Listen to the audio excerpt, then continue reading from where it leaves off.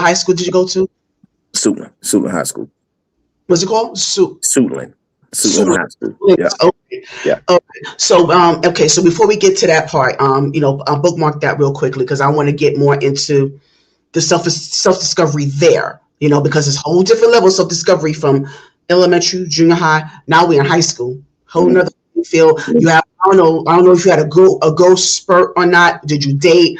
Did you have any influences? Any clubs that you're a part of? Any extracurricular activities? I know other than football. Like, give us that journey through high school. More of All that. right. So my journey through high school started out great. I was on the football team. First year I was on JV, and I was good, but I wasn't starting. I wasn't starting on JV. So I had my little rants where sometimes I wouldn't get in the game, and I'm on the sideline talking to my pops. Man, forget this team, man. I ain't about to keep playing football. I keep going to practice all these days, and I ain't getting the game. So I would have my days where I would go through that. And then my grades kind of declined a little bit because, when you're playing, but you ain't getting out on the field and you used to playing, coming from Boys and Girls Club, it's just like, man, so I kind of started getting to the other side of high school, smoking and, hanging out, skipping class, this and that. So started my second year, I started playing football, and then I ended up getting kicked off the team because of my grades. Mm. My grades had slipped. And it was so funny because, like, I remember to this day, one of my homeboys, we was skipping class, and we was going to smoke, and he was like, bro, nah, you need to go to class. Like, you a football player. Like, you got something going. Like, you don't need to be hanging doing this. And I was like, man, I'm good. I got this. Of course, my strong-headed self. Yeah. And yeah. And Mhm. so, and from that moment, things started getting shaky and going downhill. My grades wasn't the greatest. It wasn't that good. I was in terrible risk of failing, just because I guess when I stopped playing football, it was like, hey, when I'm doing what I need to keep going to class for. Yeah. What else is there? Yeah, and I didn't join anything else. Even though I played drums, I didn't join the band because, you know, I looked down on the band. I felt like that wasn't the cool kids. Okay. That wasn't the cool kids. I'm wondering, Jeff, just given, you in high school, and I'm wondering, like, just based off what you're telling me right now about your behavior, how did that affect your mother? Because I know your mother wanted to just really, Uh, because I know your mother wanted to just put a hurting on you, and y'all know that you was getting bigger at that time, and I know the bigger you got, the more mouthy you got, and so I just need to know that dynamic between you and your mom at that time. I mean, it was rough because she wanted, she'd go to the body, but I can't, it's moms. I can't do nothing back. So, No, you better not. but it's it was rough. Even my dad during that time, I think he was more disappointed. My dad was always the cool, laid back guy. Like you'll see a little bit of his anger, but he wasn't the type to like my mother. You knew. She was yeah. She'll wreak havoc. She'll wreak havoc. So, what was the key thing? Okay, that really got you to the point where you said, "Okay, I really need to kind of step my game up and kind of, stop all this nonsense." Like, what was it that what was the contributing factors towards you doing the 180? So the guys I was hanging with, Your peers, okay. yeah, my peers, the guys I was hanging with, uh, they had went out and they skipped school, went out and did some stupid stuff one day. I was supposed to be with them, but this particular day, I was in class. And they went to go steal some cars, got Mm, chased by the police, and they ended up getting shot up. mm, Uh, One of my buddies, he got hit pretty bad, like in the back of the neck. in his head. It grazed his head, Mm. around his body. It was about 3 or 4 of them that got hit up real bad. And when I went to church that same night, because I actually found out that morning. And then that night, the next morning, then that night, I went to church, and one of the ministers at church came to me. He said, "Man, I don't know. I had a dream about you in a body bag next to a minivan." And that's what What? they were stealing, minivans.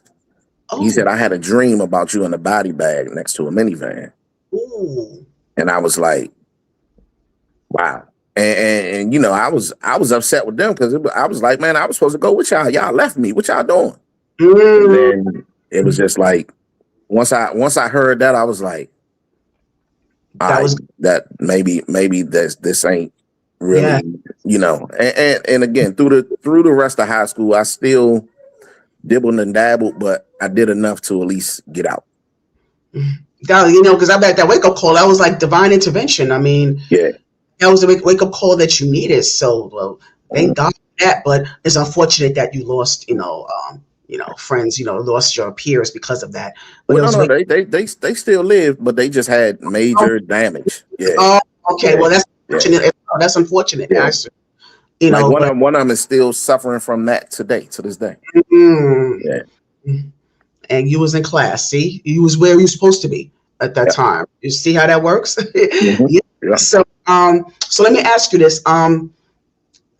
So from high school, so is there anything else that you want to share from high school? Like, did you? Because a lot of people do, like I said, other extracurricular activities. You said you learned the drums, but you didn't do the band. Did you do any part time work or anything like that, or you just went straight to college? Did you go to college, by the way? I mean, you go straight to college? I went to college for half a semester, and Okay. I left. Yeah, Was there any time in between? Did you go straight there, or did you no, I went straight there. Yeah, And which college? Hey, you um, still, it was half a semester. You still went. So where'd you go? PG Community College. PG to community college. And what did you study? At that time, it was just general studies. I didn't even have a. I didn't have a. Yeah, Okay, okay. yeah. Which is that's a small move, right? By the way, you don't want to rush to pursue a major if you decide to Mhm. go. So yeah, that was smart. Okay, so and you decided you didn't stay that long. Why was that? Like, did you know? Like, was there a path that you wanted to take that you knew that you wanted to go to, or it was just you didn't know if it was just wasn't for you? Yeah, it wasn't for me. I was, Mhm. I was, I was, I was dibbling and dabbling in the streets, and it wasn't for me. Like at that time, it was to me. It was like, you know, Hold you back. yeah, yeah. And so, what did you end up doing? Okay, other than the streets, like, I mean, what were you into? At that particular time, after high school, what So else were you? after high school, I lingered around for a long time. I was in the streets for a while, um, and I didn't. So it was crazy how I became a police officer. So I was in the streets for a while, for some years. Nothing real concrete. I was working different jobs here and there, moving job. Getting paid under the table, and all of these different type of jobs that was leading nowhere. It was. Paid the I was bills. I was on a fast pace nowhere for real. That's what it was. You would have paid the bills. I mean, were you still living at home at the time? So no, I was initially I was house to house. I was Mm. house. I could have been home, but again, my decision making. I was house to house because I wanted to do what I wanted to do. And the houses that I was staying in, it allowed me to still be out there the way that I wanted to be. Mm-hmm. Yeah, and then I met a young lady, and I ended up moving in with her. And then, she was on her stuff. It's always the woman, always on their stuff. They done graduated college, got a good government job. And Got it. she told me that, you know, look, I want to be with you, but I need you to get out the streets. I need you to get something concrete, get something real, and stop dibbling and dabbling. So initially, I didn't listen. I was like, oh, okay, all right, cool, yeah, I got you. And she put in some applications for me. So police department, fire department, um, the post office, just like all over the place. And the police department called. And I just happened to answer the phone one day, and I was like, "Oh, this got to be a joke." And I hung up the phone. We had a discussion, and it was like, "Listen, like, you ain't go to college. You are at that time. I think I was 21. You 21." Wait, we wind back. You hung up on them and they call back? I mean, or did you call, like, you hung No, no. So that's why I'm going. Yeah, I hung up. up? Okay. I hung up. And then we had a conversation, and she just really let me know, hey, look, you got to find a career. Like, you got to find something that's going to carry you through life. You can't keep just running the streets. Like, the streets ain't going to lead you nowhere. So I ended up calling them back. Okay. And I was just like, yeah, I don't know what happened to the phone, but I'm interested. And so that's how I became a police officer. Get out. Yeah, that's how I became a police officer. It wasn't something that, I grew up saying that I wanted to be. Like, I ran from police. I wasn't trying to be a police. And so at that moment, I had to make a decision on, I had to look into my future. And I couldn't continue to look day to day, and that's something that I talk to the kids about, like always looking forward, looking into your future, and not just living day to day and thinking, because you keep living day to day, and guess what? Time going to creep up on you, and next thing you know, you 30, 40 years old, and you're looking back. There's so much time. Yes. Yeah. Because you living day to day. You happy with your little 50, 60, $80 that you're making under the table every day, So back then it was 50, 60, $80. But yeah, so that's how and then I made the decision to go ahead and, go into the academy, and that's what I did. And so going into the academy, can you give us just a little bit of the process of you joining the police academy, and you trying to get into that group. Can you just give us kind of cliff notes of what the process was like for you? Yeah, so the process. So you had to, they do a background check. They do a background. Fortunately, again, God, I had never got caught with anything, so I had a clean background. So they do a background check. You got to go and take a lie detector test. Wow. I always tell people, be honest. They ask you if you ever smoke weed. I said yes. They're going to find out. I did. Yes. I did that. You got to take a physical exam. They got, they take a psych test to make sure you ain't crazy. I think I had took enough anger management classes that I was able to. What else? And then after that, if you get selected, then you go into the academy. So the first month of the academy, I had to actually live there during the week and go home on the weekends. Okay. Yeah, and then I was in the academy for like 6 or 7 months, and then I was released onto the streets. And so, how can you give us a little bit more about the academy? Is it as physically demanding as we imagine? Was there any hazing involved? And just I just want to get an idea of what that was like, and can you give us a little bit more of how you were trained and how just going into present day, how the process is now, and who we have in the streets now who are not as equipped, so I just my point is that I just want to do a little bit of compare and contrast, so to speak. So it was militant when I went in. When it was militant, it was real military. Like I said, you had to live there, so you had to wake up. We had to wake up 3, 4 in the morning, be in the gym for workouts. Sometimes we'd run the streets for miles. Sometimes then we go to breakfast. Then we come back for class work. Then we go to lunch, come back for class work, go to dinner, come back. You got your study period. You get 10 minutes on the phone, one phone call. And every day you had to make up your bed, your lights out at a certain time. Like, it was real militant, real strict. At the end of the week, if however many times you messed up during the week, before you go home, you gotta give up them gigs. So if it's push-ups, whatever push-ups, sit-ups, it was militant. Nowadays, not so much, not so much.